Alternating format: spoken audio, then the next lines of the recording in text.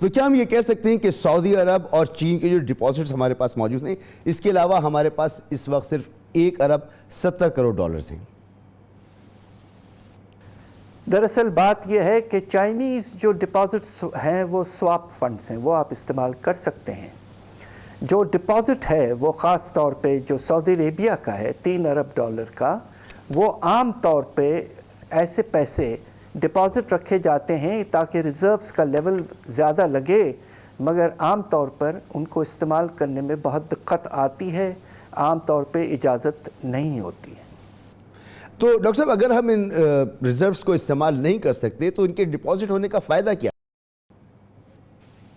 بالکل ہوتا ہے، اس لیے کہ آپ یہ دیکھیے کہ اگر یہ ہم نہیں بتائیں تو ہمارے ریزروز 3.7 ارب ڈالر لگیں گے، جو کہ بہت زیادہ کم ہے۔ تو یہ ایک لحاظ سے کانفیڈنس بلڈنگ کے لیے رکھا جاتا ہے، اور مجھے پوری امید ہے انشاءاللہ ہمارا دوست ملک جس نے ہمارا ہر وقت ساتھ دیا ہے، انشاءاللہ اگر ضرورت پڑے تو ہم ان سے اجازت لیں گے اور کچھ اس کا حصہ جو ہے 3 ارب ڈالر کا اپنے تجارتی خسارہ اور باہر کے پیسوں کی واپسی میں کچھ حد تک استعمال شاید کر پا لیں۔ ڈاکٹر صاحب، پاکستان میں عالمی مالیاتی اداروں کے انفلوز میں کمی کی کیا وجوہات ہیں؟ یہ ذرا ہمیں سمجھائیے گا۔ دیکھیے، واضح طور پر تو ملٹی لیٹرل انسٹیٹیوشن سے اتنی زیادہ کمی تو نہیں آئی ہے، وہیں سے پیسہ آ رہا ہے۔ ابھی تک جو پیسہ نہیں آ رہا ہے وہ آپ کے بانڈز آپ فلوٹ نہیں کر پا رہے ہیں اور کمرشل بینکوں سے لون نہیں لے پا رہے ہیں۔ آپ یہ دیکھیے کہ ایشین ڈیولپمنٹ بینک نے 1.5 ارب ڈالر ہمیں بھجوایا ہے، جو کہ ایک بہت بڑا اماؤنٹ ہے۔ دوسری طرف پچھلے ہفتے آپ یہ دیکھیے کہ ایشین انفراسٹرکچر انویسٹمنٹ بینک، جسے ہم AIIB کہتے ہیں، انہوں نے بھی 500 ملین ڈالر پہنچائے ہیں، اور ورلڈ بینک سے تقریباً پچھلے مہینوں میں 500 ملین ڈالر آئے ہیں۔ یہ ملا لیں تو آپ یہ تقریباً 2.5 ارب ڈالر بن جاتا ہے، جبکہ ٹوٹل جو اماؤنٹ آیا ہے وہ تقریباً 4-4.5 تو ارب ڈاکٹر ڈالر صاحب، کیا کے کہہ رینج سکتے میں ہیں ہم کہ اب اس مالی سال میں جتنے بھی ماہ بچے ہیں، اس دوران بیرون دنیا سے مزید کتنے ڈالرز آنے کی توقع ہے؟ دیکھیے، جو پہلے تو میں یہ بتا دوں کہ ہمیں کتنے پیسوں کی ضرورت ہے، پھر ہم اسیسمنٹ کر سکتے ہیں کہ کیا یہ ہو سکے گا انشاءاللہ یا نہیں۔ ہماری منسٹری آف اکنامک افیئرز جو ہے وہ ہر مہینے ایک رپورٹ چھاپتی ہے کہ باہر سے کتنا پیسہ آ رہا ہے۔ انہوں نے یہ کہا ہے کہ پاکستان کو اس سال باہر سے جو پیسوں کی ضرورت ہے وہ تقریباً 22.8 ارب ڈالر کی ضرورت ہے، اور اکتوبر تک تقریباً 4.8 ارب ڈالر آ چکے تھے۔ تو اب ہمیں اگلے 7 مہینے، تقریباً 8 مہینے انفیکٹ، آپ کو تقریباً 18 ارب ڈالر کی ضرورت ہے۔ اب یہ ہمیں دیکھنا ہے کہ یہ پیسہ کس طرح آئے گا اور کس طرح ہم اپنے خسارے کو پورا کرتے رہیں گے۔ تو اس کے لیے تو ضروری ہے کہ ہم IMF کے امبریلا کے نیچے موجود رہیں۔ تو ڈاکٹر صاحب، IMF کے 9ویں جائزہ اجلاس میں کیا رکاوٹ ہے؟ مزید کون سی شرائط ہے جو پاکستان کو پوری کرنی ہے؟ بات دراصل یہ ہے کہ IMF کے ساتھ جو آپ نے اگریمنٹ کیا تھا memorandum of economic and financial policies, اس میں آپ نے بہت سے ایکشنز اور ریفارمز آپ نے کمٹ کیے تھے۔ ان میں جو مشکل ریفارمز ہیں اور ایکشنز ہیں وہ یہ ہے کہ اگر آپ پیٹرولیم لیوی اور FBR ریونیوز کو ملا لیں تو ان میں پہلے 5 مہینے میں کافی بڑا شارٹ فال ہوا ہے۔ تو اگریمنٹ آپ کا یہ ہے پالیسی فریم ورک میں کہ آپ ایڈیشنل ٹیکسیشن لے آئیں گے، اور اگر گنجائش ہو تو سیلز ٹیکس جو ہے پیٹرولیم پروڈکٹس پر جو ہم نے ختم کر دی تھی اس سال، اسے کچھ حد تک واپس بھی لائیں گے۔ تو ایک تو ٹیکسیشن کا مسئلہ ہے۔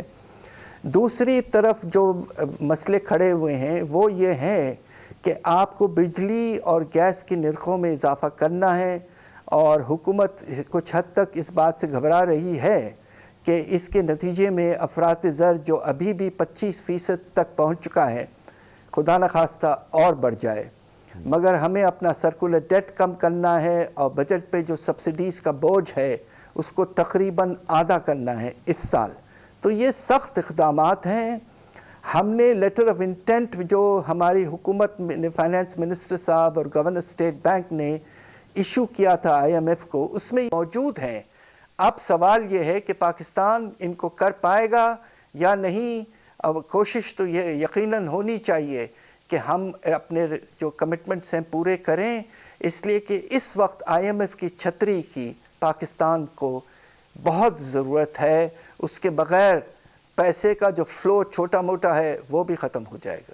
یہ بڑا نازک معاملہ ہے ڈاکٹر صاحب کہ IMF کے ساتھ جو ہمارا پروگرام ہے وہ جاری رہے, لیکن ہم نے دیکھا حالیہ دنوں میں وزیر خزانہ کے جو انٹرویوز ہوئے, کسی انٹرویو میں وہ بہت سخت لہجہ اختیار کرتے نظر آئے, اور پھر ہم نے دیکھا کہ انہوں نے نرم لہجہ اختیار کیا. تو یہ سردی گرمی کی وجہ کیا ہے؟ اب وہ نرم لہجہ اختیار کریں, اس کی کیا وجہ ہے؟ بات دراصل یہ ہے کہ یقیناً ہمارے فائنانس منسٹر صاحب کچھ حد تک پریشان ہیں کہ اتنے سخت اقدامات پہ ہم نے کمٹمنٹ کیا ہوا ہے, لہٰذا اس پریشانی میں شاید وہ کچھ کہہ گئے. مگر مجھے اس بات کا یقین ہے, انہوں نے کہا بھی ہے کہ ہم IMF کے پروگرام کو پوری طور پر مکمل کریں گے اس سال کے اینڈ تک. جون تک ہم 9واں 10واں اور 11 ریویو پورا انشاءاللہ کریں گے. اس بات کا سب کو احساس ہے کہ اس وقت جس طرح میں نے کہا کہ IMF کی چھتری کی ہمیں ضرورت رہے گی. ڈاکٹر صاحب, پاکستان ایک بدترین سیلاب سے گزرا ہے اور توقع کی جا رہی تھی کہ ان مشکل اور نامساعد حالات میں IMF کچھ نرمی برتے گا, لیکن وہ نرمی نظر نہیں آ رہی. جو پاکستان کو اس صورتحال میں ریلیف ملنا چاہیے تھا وہ ریلیف ملتا نظر نہیں آ رہا. اس کی کیا وجہ ہے؟ دیکھیے, وہ انشاءاللہ نظر ضرور آئے گی. IMF نے یہ کہا ہے آپ سے کہ آپ ہمیں یہ بتائیں کہ جو ریلیف اور ریہیبلیٹیشن کا سلسلہ ہے, اس وقت آپ یہ سوچیں کہ 3 کروڑ سے زیادہ لوگ متاثر ہوئے ہیں پاکستان میں. یہ تاریخ کا سب سے خراب سیلاب رہا ہے. تو انہوں نے یہ پوچھا ہے ہم سے کہ ریلیف اور ریہیبلیٹیشن کے پیسے کتنے آپ اس سال خرچ کریں گے, فیڈرل گورنمنٹ, پروونشل گورنمنٹس, یہ ایسٹیمیٹ ہمیں بنا کے دیں, اور ہماری پوری کوشش ہوگی کہ ہم ریلیکسیشن کریں بجٹ ڈیفیسٹ کے ٹارگٹ میں. تو یقیناً حکومت اس پہ کام کر رہی ہوگی, اور اگلے میرے خیال سے کچھ دنوں میں وہ ایسٹیمیٹ پیش کر دیا جائے گا, اور اس سے کچھ بجٹ خسارے میں گنجائش اور پیدا ہو سکتی ہے. تو ڈاکٹر صاحب, اگر IMF قرض بحالی میں مزید 2 سے 3 مہینے لگ جاتے ہیں تو پھر آپ ملک کو کہاں دیکھ رہے ہیں؟ دیکھیے, یہ بہت پریشان کن سچویشن ہوگی. نومبر 3 کو 3 تاریخ کو ریویو شروع ہو جانا چاہیے تھا, 9واں ریویو, اور اب تو تقریباً 1 مہینے سے زیادہ وہ ڈیلے ہو چکا ہے. بس کوشش یہ ہونی چاہیے حکومت کی, جو ریکوائرمنٹس انہوں نے کہے ہیں کہ ہمیں یہ ایسٹیمیٹس چاہیے IMF نے, وہ فوراً جلد سے جلد کریں. اور دسمبر کے مہینے میں چھٹیاں ہوتی ہیں, تو یہ ضرور ہو سکتا ہے کہ جنوری کے آغاز میں 9واں ریویو کا پروسیس شروع ہو. اس سے آگے یہ پروسیس کو نہیں جانا چاہیے, ورنہ انسرٹنٹی میں اور اضافہ ہوگا, اور باہر سے پیسے آنے کی رفتار اور نئے کمٹمنٹس رک جانے کا خطرہ بہت بڑھ جائے گا. ڈاکٹر صاحب, اس وقت انٹر بینک اور اوپن مارکیٹ میں ڈالر کے ریٹ میں بڑا فرق ہے, تو کیا حکومت نے ڈالرائزیشن کو مکمل چھوٹ دے رکھی ہے, اور ایسی صورت میں اسٹیٹ بینک کیا کر سکتا ہے؟ دیکھیے, میری گزارش یہ ہے کہ اسٹیٹ بینک نے جو ایک لحاظ سے پالیسی اڈاپٹ کی ہے کہ درآمدات کو ہم اس طرح کم کریں کہ LCs کو روکیں, ہم سب کی گزارش یہ ہے کہ مناسب پالیسی اس وقت یہ ہے کہ آپ market based exchange rate policy اختیار کریں. یہ کوشش پوری کریں کہ کسی طرح سے یہ جو فرق پیدا ہو گیا ہے فلوٹنگ ریٹ میں, انٹر بینک ریٹ میں اور اوپن مارکیٹ ریٹ میں, یہ بالکل کم سے کم ہو. اس لیے کہ جو پرابلم اب کھڑا ہونے لگا ہے کہ ریمیٹنسز کم ہو گئے ہیں, اور کچھ پیسہ حوالے پہ جا رہا ہے, اور شاید اب آہستہ آہستہ ہمارے برآمدات بھی ڈائیورٹ ہونا شروع ہو جائیں گے. لہٰذا مناسب پالیسی یہ ہے کہ ایکسچینج ریٹ کا جو فاصلہ ہے اپنے 2 مارکیٹس میں وہ کم سے کم ہو. ڈاکٹر صاحب, ایک اور بڑا مسئلہ یہ ہے کہ ترسیلات زر میں کمی آ گئی ہے, 6% کمی آ چکی ہے. اوورسیز پاکستانی ڈالرز کیوں نہیں بھیج رہے, اس کی آپ کو کیا وجہ نظر آتی ہے؟ بھیجنے والی بات نہیں ہے، میرا خیال یہ ہے کہ زیادہ حوالے کے تھرو پیسہ آ رہا ہے، اس لیے کہ فرق جو ہے وہ تقریباً 10% سے زیادہ ہے، اور اس کے نتیجے میں لوگ کچھ حد تک اپنے پیسے ڈائیورٹ کر رہے ہیں۔ اب آپ دیکھیے کہ اکتوبر نومبر میں کافی کمی آئی ہے ریمیٹنسز میں۔ ڈاکٹر صاحب آخر میں آپ سے یہ پوچھنا چاہوں گا، جو معاشی چیلنجز پاکستان کو اس وقت درپیش ہیں ان کی بہتری کے لیے کیا تجاویز آپ دے سکتے ہیں، کیا ہونا چاہیے؟ سب سے پہلے تو جس طرح میں نے ذکر کیا کہ ایکسچینج ریٹ پالیسی کو مناسب کریں، اور فاصلہ جو ہے دو ایکسچینج ریٹس میں، اوپن مارکیٹ فلوٹنگ ریٹ میں، فوراً ختم کریں تاکہ ہمارے ریمیٹنسز اور ایکسپورٹس ڈائیورٹ ہونا ختم ہو جائیں۔ اس پالیسی سے ایک اور فائدہ یہ ہے کہ نہ صرف آپ درآمدات کو کم کریں گے مگر ساتھ ساتھ اپنے برآمدات کو بھی سٹیمولیٹ کر پائیں گے۔ دوسری طرف ٹیکسیشن میں جو آپ کی گیپ پیدا ہو گیا ہے، گزارش یہ ہے کہ انڈائریکٹ ٹیکسز، اب سیلز ٹیکس آپ پیٹرولیم پروڈکٹس پہ اگر بڑھانے چلیں تو خطرہ یقیناً موجود ہے۔